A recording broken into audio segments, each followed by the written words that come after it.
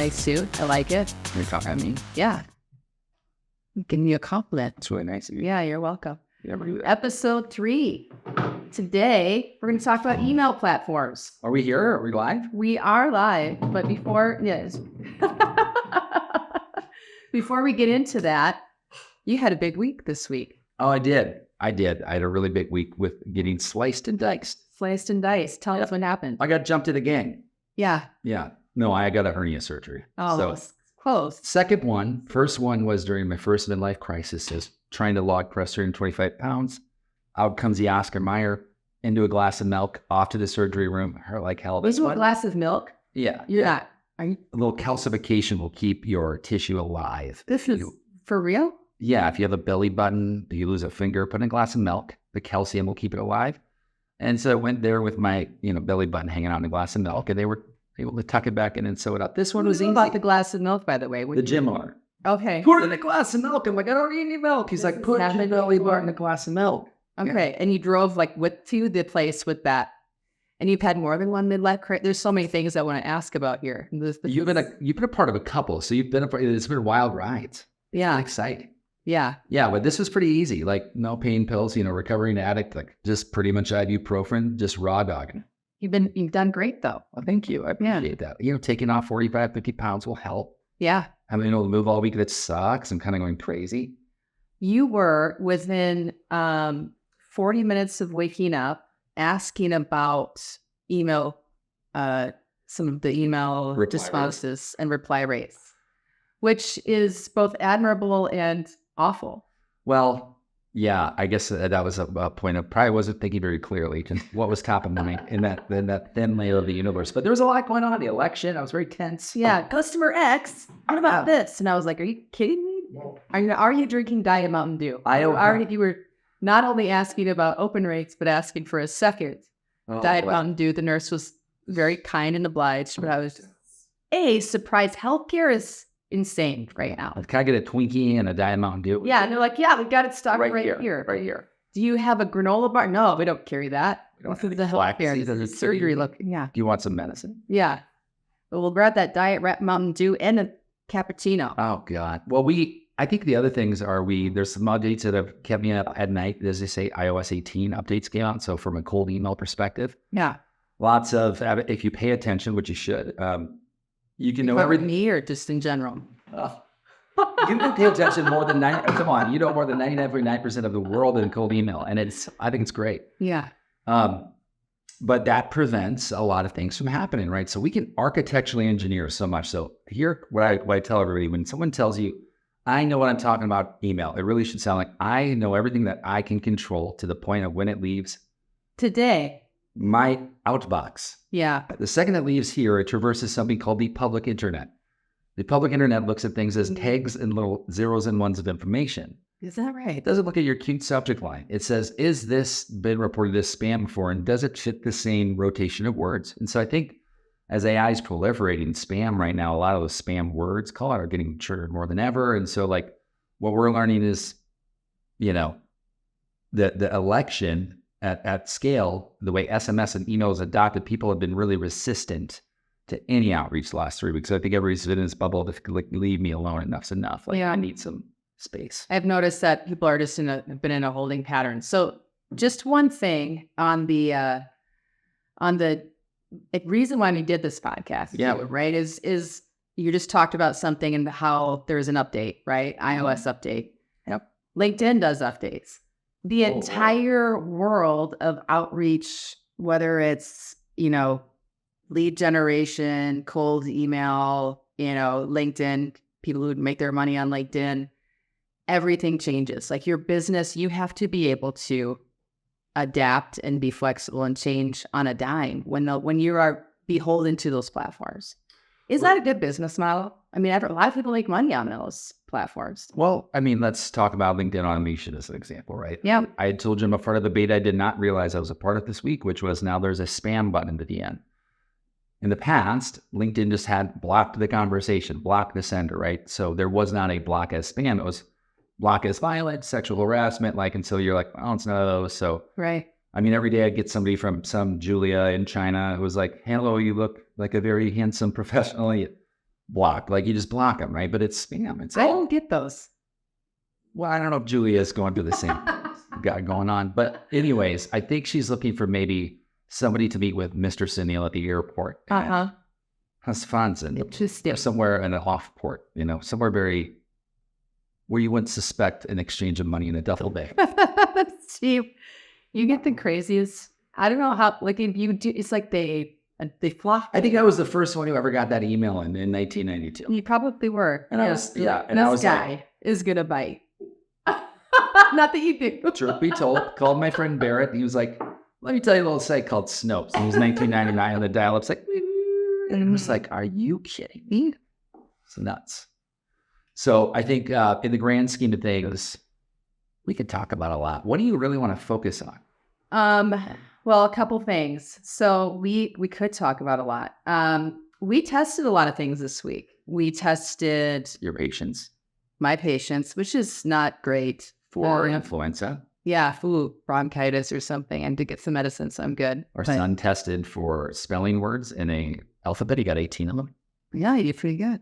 Yeah. But that's a little personal. That is one of my favorite. It is one of my favorite, just so that we'll get into this, one of my favorite parts of being a parent. There's like a 6-month window. And that, all kids are great. All stages are great and all that stuff. But there is a 6 month. Sounds like it when you say that. Yeah, it's great. All kids are great. Especially teenagers. It's super easy. Just be excited. There is like a 6-month window when they're in kindergarten where they learn to read. And it's awesome to watch them. Like, they learn how the letter sounds, and then they start to see the letter in places, and they start to see letters together and sound it out. And then they get the cheat code for how people communicate in words. Sounds like 10th grade to me more. It might have been 10th grade for you. But it's so fun to watch because he's just like, and they start to write it. They start to write before they read, which I didn't realize until my oldest daughter went through. Clicks. Yeah, we went through kindergarten. But they write and sound out words, and then they start to read words. And it's so for a person who loves puzzles and learns how things work, and just to see how people understand language, it is one of my favorite times. So it's been really fun to watch him like learn to write, and like you can see the gears just turning behind those eyes, like just like, how does this? I'm gonna get this word, and that's what you know. He's your son as well as mine, because those same gears are not turning in my head too often. I think it's just smoke. It's just smoke after a long day. It's like, now I'm just learning how to avoid pain at this age. You just want to learn how to run from pain time and time again. All right. So let's anyways, you're right. We should get back to what we're talking about today, which was we tested 3 things, and then we're also going to talk about email platforms. So one of the things we tested was LinkedIn content preferences. This was interesting. Just checking with people about a poll that went out. These were just fun little tests that we did. A poll that went out asking, do you prefer bite-sized pictures? Do you prefer longer form like newsletters and blogs? Or do you prefer videos, just the videos, please? Yeah. Or, anything else? And what was fascinating was of all the votes that we got, 67%, guess what they asked for? They probably just want a picture or a GIF or a meme. Yep. And then the other 33%, just the video. Don't even write anything. We live in a Kid Rock world. Are you surprised? No, yes and no. Like, I guess I was hoping for maybe like at least one person that would say like, I like to read. You were hoping for a quinoa salad and you got biscuits and gravy. You're right. Yeah, sorry. That's what happened. That's America. Now, I had a poll that had many more votes than yours, just for the record. Okay. Just posted an hour ago. Let's hear it. What was it? I'm really curious. You had a great poll. I thought it was awesome. Decision makers hate on cold outreach all the time, yet it powers 30 to 40% of all revenue for B2B companies. True story, true data benchmark, okay. Where you look. Yep. Decision makers, be honest, when it comes to receiving cold outreach, what matters most to you? I gave 4 choices. Number 1, personalization. Okay, which means what? What does personalization mean? Come back to that. Okay. 2, relevance. I think we all know what that means. Is it relevant to the person it's being sent to? Got it. All right. So like, don't send me things about like Joe Rogan, obviously. So I'll give you the easiest one. Give you some in Sioux Falls. Don't say you some about Houston. yeah, Extremely irrelevant geography. We can get down to a lot of different relevant things. Are you female? Are you male? You know, da da da. all right. Video, do you prefer that? No one really prefers it, just so you know. I still say no one prefers personalized email, yet there's 142 personalized email companies that have been funded in the last 2 years. Sorry, VCs, you got that one wrong. You should put your money in AI and healthcare. Number two, you got video companies who are doing AI video at scale. Also, 3% of people said they'd actually would prefer that. Yet we're taking all this time. So wait, what was the video? Well, let's tell. Yeah. 13% voted personalization. 84% relevance. Now, most of my ICP as CEOs and decision makers actually probably would answer this accurately, not SDRs. Yeah. Video, 3%. I have never responded to cold outreach, 0%. Oh, interesting. Relevance with a landslide. Is it relevant to me matters more than anything else. So, okay. So like, maybe let's dig into that a little bit, because I would love to know more about, you know, when people say personalization, it's not just like, hey, Melissa, hey, Bob. Like, what do you mean by personalization? What do they, when you say there's all those companies that have been funded, what do they do? I mean, the easiest example, you live in Houston. I market a house that's beautifully written email to you in Sioux Falls. Could be personalized. You're like, geez, this is great. I don't live there. Whoops, I got the most important thing wrong. Where you live is still a personalization field that I'm trying to pull. And that's what we've been doing for a long time. So when we think where you live, is it relevance or personalization? It is a field. And so therefore it's personal. So when I'm thinking personalization, is it a field that I can extract and insert into a now put in anything that meets this criteria field? Mm-hmm. That's what email personalization is trying to be, right? Insert your job title, right? I work with a lot of insert job title. Who insert common pain point across this job title per ChatGPT today? Who often, what's the number one thing they do? And ChatGPT tell me today what that is. Like, that's where they're trying to go. Okay. So that's when they say personalization today. Yeah. That's what they mean. Can I pull in insights, triggers, signals from your 401k, white papers? How can I digest all of that with AI? And so as you think about that, well, if anybody can do it, then how do I do it better? How do I do it faster? How do I do it differently, right? Okay. Because if anybody can do it, so what? And then what's relevance? Relevance is the problem relevant to you? And then both of those can be, you could personalize it and it'd be relevant. Yeah. But if I'm not in the buying window, I could say, thanks for the email. It was really well written. As a matter of fact, this is exactly my buying category.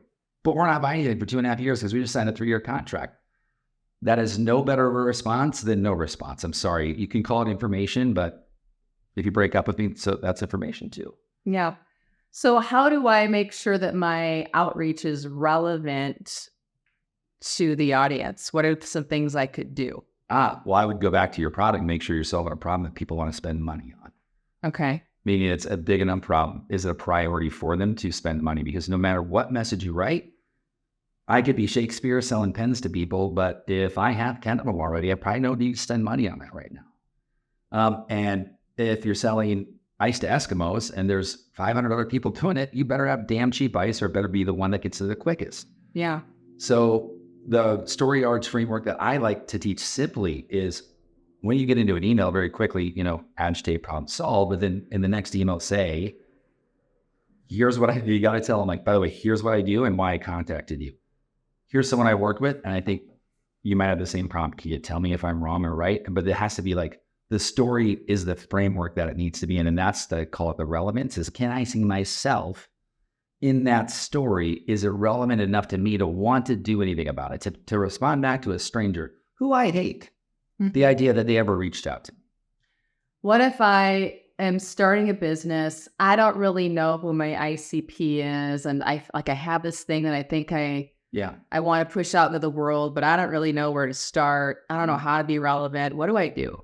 Go back and invent a product that you can benefit from signals. Signals are decisions, news articles, things that happen, events that are triggered that you can get a benefit from. You purchase this technology, therefore you would want my software. You purchase this car, therefore you would need my warranty. You purchase this tire, therefore you would want my hubcaps, right? So like an add-on to something that already exists? Adding value to something they're already doing versus trying to get them to change what they're doing. Okay. That's where the future of money is. Okay. Interesting. All right. So if you want to be relevant and you, Why change their mind? Why not add value to especially cold email, it's hard to change somebody's mind through cold email. But what if it was like this? If you imagine getting this cold email, hey, Melissa, I know you're the new CEO of Magnetic. You guys have HubSpot, and I actually don't want to change your minding to switch CRMs. I just want to give you 30 days free of our software and a tour next Monday, because CEOs who are, in their call it first rodeo like you love this software, and they swear if they didn't have it, they would have never got their second CEO job. Is that interesting to you? Relevant. Okay. Interesting. Not personalized. All right. What is the next? So relevance, and the last test that we did was around the logo. That was interesting. I don't agree with anybody on that. Yeah, I know. You really liked one, but the customers don't lie. Have you seen the inside of where I live? They really like the teal blue, which I thought was fascinating. I mean, I'm into this. Listen, I like the teal blue when they put the little hyphen between the dash. Yeah, they liked that. Yeah. It's a little cartoonish and animated to me, but, I mean, that's what the kids like. It's hard to know sometimes what that's why you test. Well, like we have very specific ideas growing up in, When you say the kids, we're referring to like 32-year-olds. Yeah, pretty much. Yes, just to be clear. Anybody younger than 65. 45, 65, whatever. Yeah, you told the lady at Starbucks I was celebrating my 60th birthday. Really sweet. You said to me, what did you say? You can't focus, which is true. She said, you can't focus at all. And she goes, I said, and we got to the end, I said, is there anything else? She goes, anything else you order? I go, nope. She goes, actually, the reason we're here is because of this order. And I said, whoa. I said, we need to get coffee. It is. And we flew up the window. We were laughing about it. And she goes, da-da-da. And I said, well, we're just here to celebrate her 60th birthday.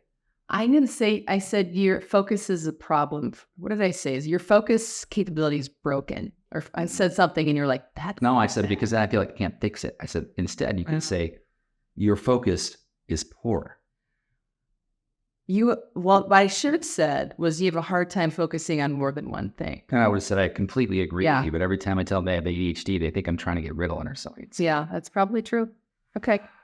Accurate. Accurate. All right. So everybody loves teal blue, or is it teal or aqua? Like it's a bright blue, which surprised me. It is a different time than it was 3 years ago, 4 probably years just ago. blind. We'll tell you what they like. Originally, the black and white people want to have fun. People want to just get nuts right now. We're just like sick of being serious. Look at these coffee mugs. Just wild. Just nuts. Load out. I did see interesting little, and then we'll get back into the actual reason why we're here today. I did see Hermes started doing some crazy like animated ads that were super wild and weird. They make fancy handbags. And are they doing that Nutter Butter thing? They're doing a Nutter Butter thing where it just gets weird and just bizarre, and everyone's loving it. People want to get weird. People want to get weird. They're like so sick of. Finally, my people are here. My people have arrived. So people are. The audience is here. It's time to get weird. Yeah, love it. Anyway, all right. So we wanted to talk a little bit about some other things we've tested. We've been testing these for a while now, mostly you. And then I'm encouraging the testing on my end. But I've tested a little bit, and we've tested a few different email platforms. Yeah. Right? Yeah, sure.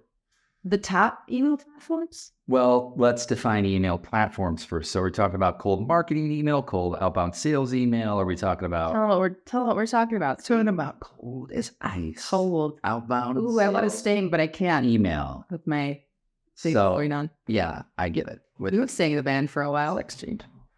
Cold as ice. Is that Foreigner? Who is that? Was as cold as ice. I know. Sorry, that one's for not, sure. Yeah. Who is it? Who sang that song? Getting to sacrifice. I accidentally locked Foreigner out of the Washington Pavilion a few years ago. That song. They were trying to get in the back door. Did they sing Jukebox Hero? Oh, I think so. That's a great song. I love that song. You sing it? At a secondhand store. That's not singing this time. I know. I don't want to sing it. I'm rather like do some verbal, whatever they call it in the States, poetry slam. Yeah, we were at Washington Pavilion. The kids had a play or something. There was a bunch of dudes outside making a lot of noise, so I locked the door. You let the boys make noise. Is what because you do. The kids were having a play. They were having a moment. Well, Mommy was downstairs ready to party. Let them in, lock them out too. Anyway, They did get in eventually, but I didn't realize it was foreigner. So sorry, foreigner. You didn't realize them wearing leather pants or long curly hair. They're old now. I mean, they just look like a bunch of dudes that got off a bus. I even remember the band Cinderella. That's who I grew up to. Men wearing ascot suits with curly hair, and I was into it on cliffs. Roller skating and Cinderella. Yeah. And Sheriff. There were levels to it. That was best. Yeah. I felt that. Like those levels for sure. Sheriff was just another level though. As Legos. I remember playing Legos and then segueing into roller skating and Sheriff in the same day. nothing between those two things. That's the two memories you have. Mine were much more tragic than that. That explains a lot. There was two things I remember. Making a spaceship. Playing with Legos and being elected homecoming queen. Everything else in between is a tragedy. I don't remember that part either. Oh, it's true. Our memory is terrible. For someone who doesn't do drugs or drink much at all, you don't do any drugs. I remember shit. Or you don't remember a goddamn thing, especially to remember up in the morning. Wake up. Remember up. Remember up. Remember up. That's going to be like a new kid term. Remember up. Remember up. Read 2 minutes a day. All right. All right. So what did we find? What did we test? What platforms? So we tested a lot of platforms. What we found was we looked at smart